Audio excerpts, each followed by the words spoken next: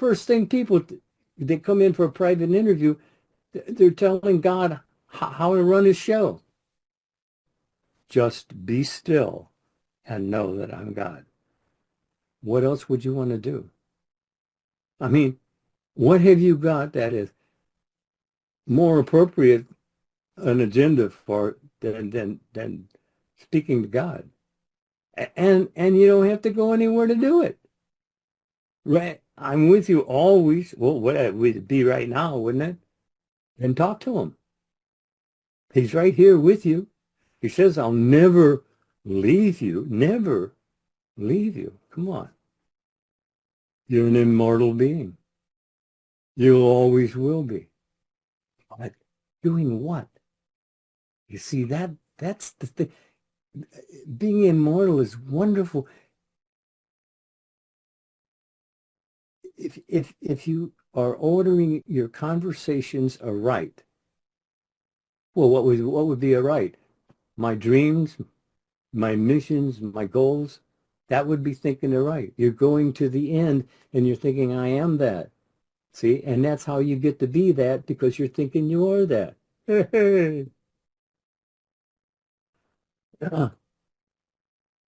Do you think I really get across to many people? I think so. And because I'm getting the reviews when people give the feedback, so I know that it is getting across to many people. Yeah, I have to take your word for it because I don't see them. No, no. When I'm standing at the podium talking to people, I can tell by the expressions on their faces what they're thinking. You see, you get pretty good at that. Watching, you know that program Bull.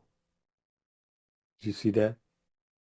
What his job was to pick psychologically what people are thinking, and tell them which juror they want to keep and which one they want to bounce. You see, so that's how important it is to your whole everyday life. Now, that's something to think about, isn't it? I mean, really, if you think about it, people say, "Well, I think about it, and just kind of just makes me feel jumpy and jittery." And oh, well, yeah, for most people, it is a labor of love in the first place, Eh, love of self, because that's who you're making up a future for, self. Like I said, Pogo said it. I found the enemy, and he's I. I, I, that's more religion than most people got 20, 30 years of going to church. He told it to you right straight up. Oh yeah, well, yeah, okay. Yeah. Sometimes I remember when I give talks, a little blank about this name and that name. But as soon as I got out and slammed the car door, now you're telling me. But fortunately, sometimes someone knows in the audience. See that? That's why I like you here. Yeah, it's all our attitudes. Just ask yourself, what is my general outlook on life? Is it lovely enough, good report, or is it a disaster? But you're the one in charge, and you're the one choosing, whether you know you're choosing or not. That's what we're here to let you know. That what you're thinking feelingly about is you choosing this day. And when you experience it, you don't recognize it as what you were just thinking. See? And that's what you gotta come to grips with. If I think it, I'm gonna do it. What has your attention has your life. Now that's real. People talk to themselves all the time. They talk about, well, I don't want to get into that. Because, hey, what you're experiencing is what you were thinking. And it's that simple.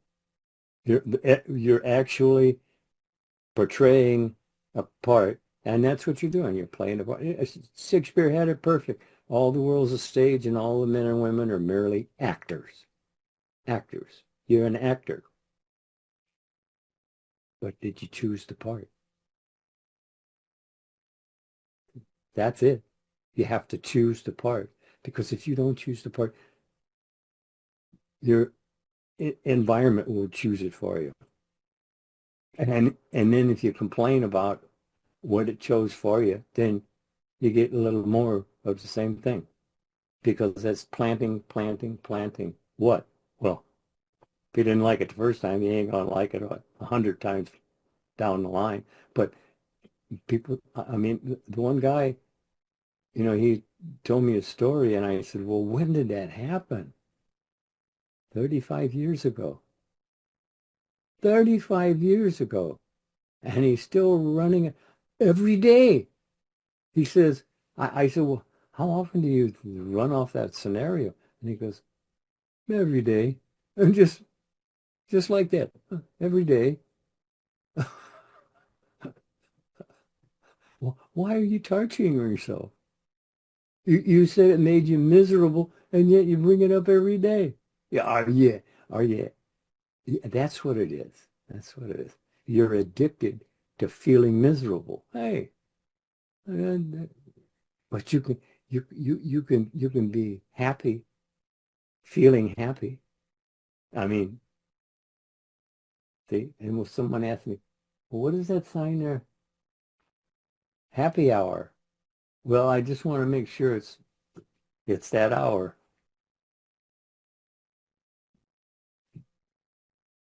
And remember what was below it?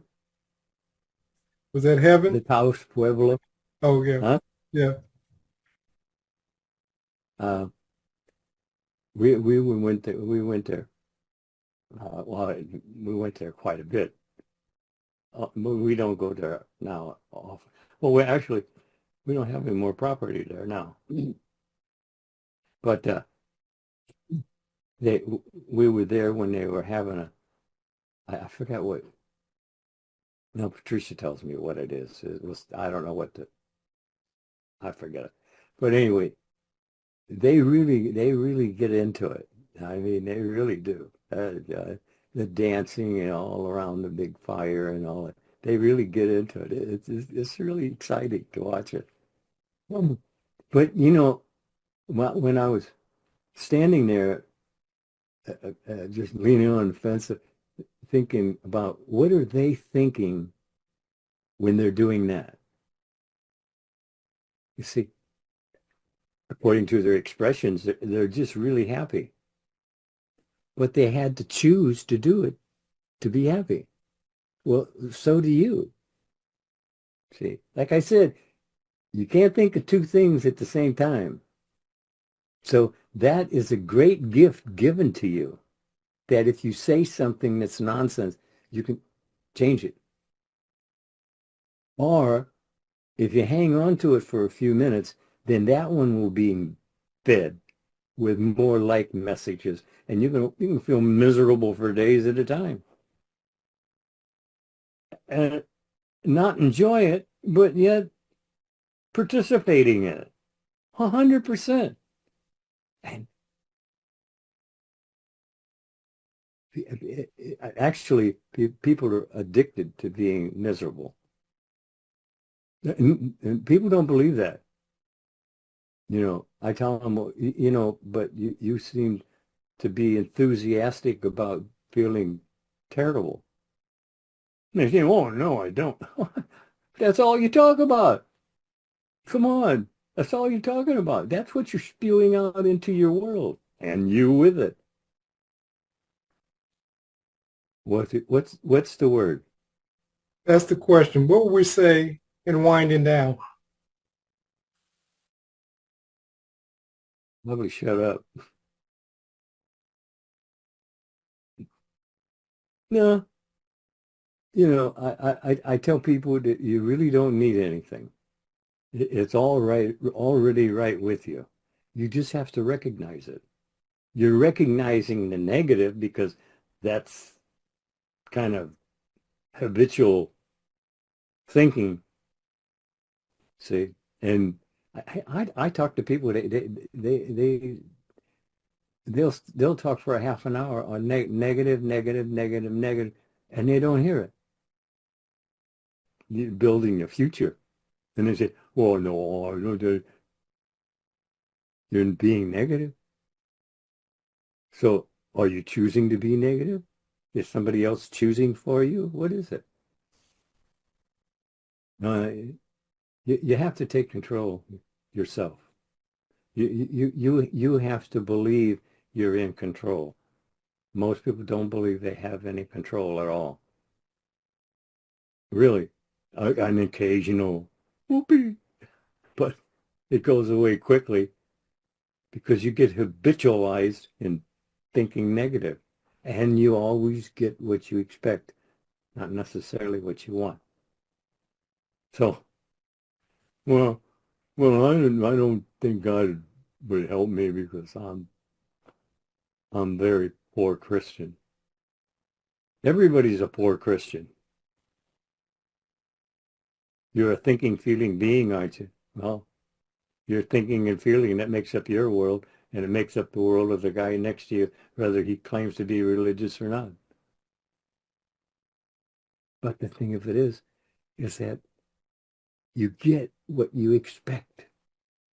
Okay? Most people, well, the fact that they're going to pray and they kneel down and they're whining and crying and begging and pleading and making grievances to God. Hey, this is God. He doesn't need to hear that. He didn't need to hear. He gave you everything, and all you can do is complain for it. I mean, uh, just hearing yourself complain to God, absolute love, loves absolutely. What what gives you that idea that you hang on to it so hard? Let go and let God. It sounds easy when I just say it. I know it took me years to do it, but that's the reason why I'm here. It needn't take years if you get serious about it.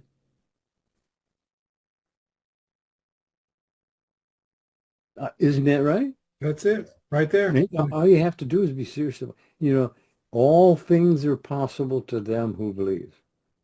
Be one of those who believe it. Yeah, if the others don't, oh, that's okay. That's their choice. But make it your choice to believe it.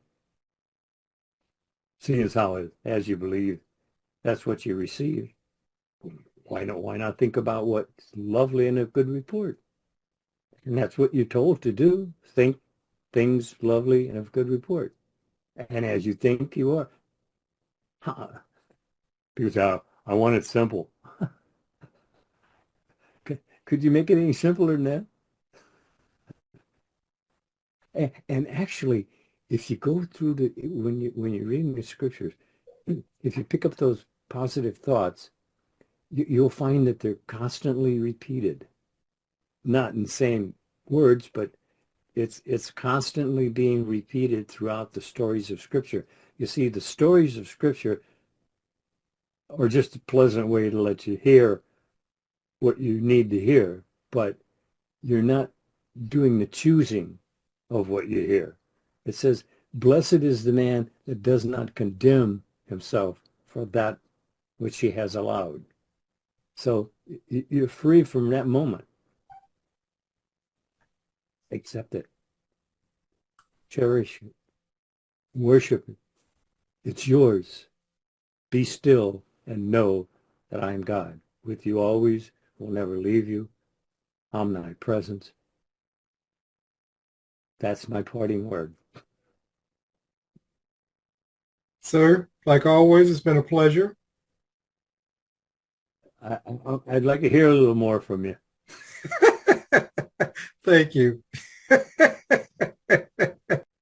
I had a half a dozen of Neville's tapes, and I listened to them at least one every night for years before it actually touched base.